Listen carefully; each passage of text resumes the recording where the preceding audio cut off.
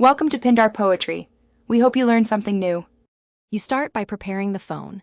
Enable personal hotspot in settings, choose a strong Wi-Fi password, and keep the screen awake. Once done, make sure cellular data is on and the carrier permits tethering, otherwise the Xbox cannot use it. You should also plug the phone into power to avoid battery drain during gameplay.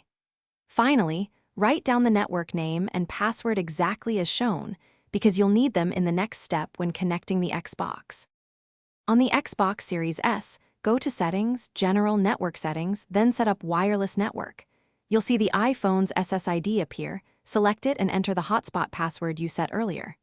Make sure to type characters exactly, because a wrong symbol will fail the connection.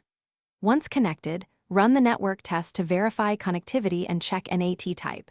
Strict NAT can block multiplayer.